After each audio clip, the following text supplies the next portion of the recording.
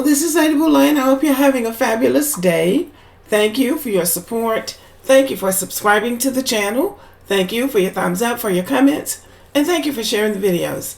Thank you for all you do to support the channel. And yes, we are commanded to love one another, whether we want to or not, or whether we agree with each other or not. There is a saying that has been going around in Black America for a few years now. And the saying is that Black women said they didn't need a man. That saying has condemned Black American women in the eyes of many men, and I see women repeating that too. Black women said they didn't need a man. They put the man out of the house for the government and the government check. That has been the justification for a lot of Black men being mad and hating on Black women and accusing Black women of all sorts of things, including saying they didn't need Black men. So that anytime now that a Black woman says something that Black men don't like, or anything that comes up about Black men and Black women, there is a certain type of Black man who will say, well, y'all said y'all didn't need men. Anything that a Black woman says about protection or finding the right mate, that becomes the rallying cry. You said you didn't need a man. You said you didn't need a man. Well, Black women did say that. Some Black women, not all. Some Black women said that. But the problem with that statement is that they don't complete the statement. What Black women said was, I don't need a man to help me do bad. I can do bad all by myself. That was the full statement that Black women were saying. I don't need a man to help me do bad. I can do bad all by myself. But they cut out the second half of that statement because it tells why women are saying they don't need a man. I don't need you to help me do bad. That's really what the woman is saying. I can do bad all by myself. So I wanted to clear that up because even now, at this late date, there are people who will come on my channel saying stuff like that. The Black woman put the Black man out of the house for a government check. Anybody in their right mind that knows anything about the welfare system in the United States knows there is no welfare check that you can get anywhere that will anywhere equal the salary of a working man. I don't understand how a welfare check came between Black men and Black women. A welfare check is just a fraction of what a working man will make in a week, let alone a month. So it really shouldn't even be up for discussion. But this is something that has condemned Black women for a couple of years. And I haven't seen anybody address it. But this is what Black women said. I don't need a man to help me do bad. I can do bad all by myself. And that part of the statement says it all. That part of the statement says that the men that these women are dealing with are not productive. And what the women are saying is that they will be better off without the men. Because a man in a relationship with a woman needs to be productive. And if children are in that relationship, even more so. A man needs to be a producer in a family. And so the condemnation for Black women making this statement, of which they only focus on the first part of it, has gone some very interesting places.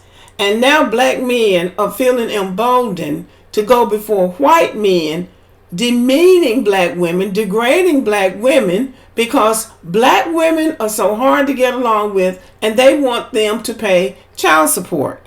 This came across my YouTube timeline. O'Shea Duke Jackson reported on this, and this was one of the times that I agreed with O'Shea, but I want y'all to listen to a little bit of this.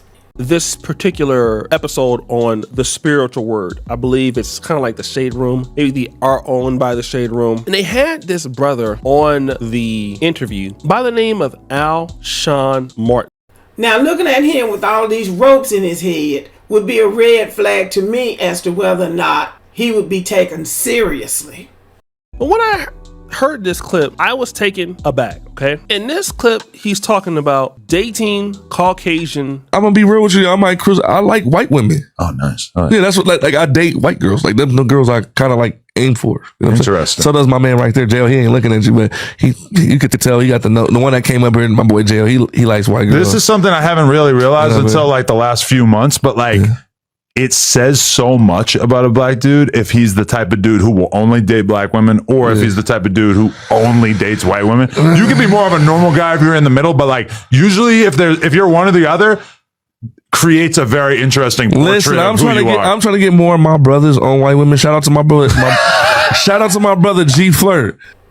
The white man is laughing. He knows he's talking to a fool. The black man, who knows why a black man does this other than that he doesn't have any other conversation. Black men don't know anything to talk about to white men.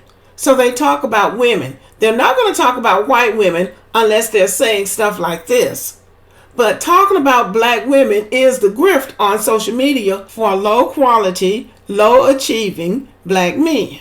This is how they get their start. He's supposed to be a rapper. O'Shea said he had never heard of him. I definitely haven't. I don't keep up with him, but you know, at the age he is, because this is not a young man.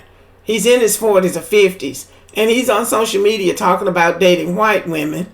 And see, the whole point is, you 40-something years old, why are you dating? Why aren't you in a relationship? And why does the world have to know what your dating preference is as an old man at this point?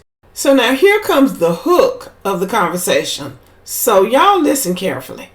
Shout out to my brother G Flirt. He needs to get with the white girls. He's a tall dude like me, handsome, carry yourself well. I say, bro, you know, you a lover boy. I know you be trying to wife these girls. Bro, try a white girl. Yeah. You know what I mean? Like, bro, just give a white girl a chance. He date all these black girls. Not saying black women ain't what the wave is, but it's like, bro, try a white girl. That might be something you might Okay, but check this. This is why you got to be careful. So now the white guy is about to tell him about that Nigerian guy that was with that OnlyFans model when he was on social media tearing down black women and talking about how awful black women were. And then we know what happened to that Nigerian guy. So listen to it. Lena, my girl, used to be friends with this white girl, right? Hot ass OnlyFans girl or whatever. Starts dating some black dude. They go on vacation together. She gets drunk as fuck. They get in a huge argument. Grabs a knife, kills him. What? Swear to God. Yeah, it was huge in the news. Yeah, imagine having to say "rest in peace" so and so, knowing that a little blonde girl killed him. That's gotta hurt. But you gotta go kill a random blonde girl. You gotta go with the Grove. No, black women are black men differently. They do. You know what I'm saying? Whether they kill their spirit. I mean, like it's you know what I'm saying? Like, don't Andrew Schultz me. I do not believe that. I was just kidding. Yeah, we get killed in different ways. We might get killed with a knife and shit like that, but we get killed off in child support. Let's stop it right there. This is just another dusty black man who wants to get out here frolicking and philandering around, getting babies, and doesn't want to take care of them. They keep bringing up child support. Now that's the hill they want to die on. And I don't understand why they want to run up in a white man's face talking about paying child support. White men pay child support. White men who stand for anything take care of their children. Donald Trump was divorced from one of his children's mother. And he took care of her too, and he is dusty too. But he took care of that girl, educated her, made sure she went to the best schools. She and her mother lived in a good neighborhood. She went to the University of Pennsylvania or Penn State, one of those big time schools, and saw her through until she married another billionaire. He didn't abandon his child. White men take care of their children. I don't understand why black men even take that conversation to white men. Remember a few weeks back, they were saying that that Robert F. Kennedy had a meeting with some black men, and the black guy got up talking about the biggest problem concerning men in America is child support. It is just insane that these men don't even understand how the system works. White men put this system in place, this child support system. White men did this. Women didn't do it. And they just love getting in front of a white man and bigging up white women. And white men don't even appreciate that. This guy is laughing at this man. He's not laughing with him. The guy really thinks that he's into a deep conversation with the white man. The white man knows he is not. This is a childish man. This is a man-child. And it's really sad.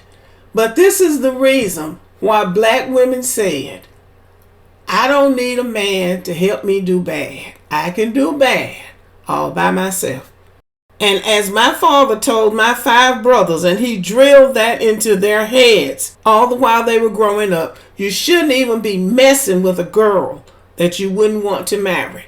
You don't take these girls down the drain. I'm going to put a link to that video in my comment section so you can see the whole thing, because O'Shea did have the right take on this particular video. I thought he did a real good job of dissecting this. So y'all might want to watch the whole thing. Anyway, y'all, thank you for listening. Subscribe to the channel, give me a thumbs up, leave a comment, share the video, and as always, have a great day.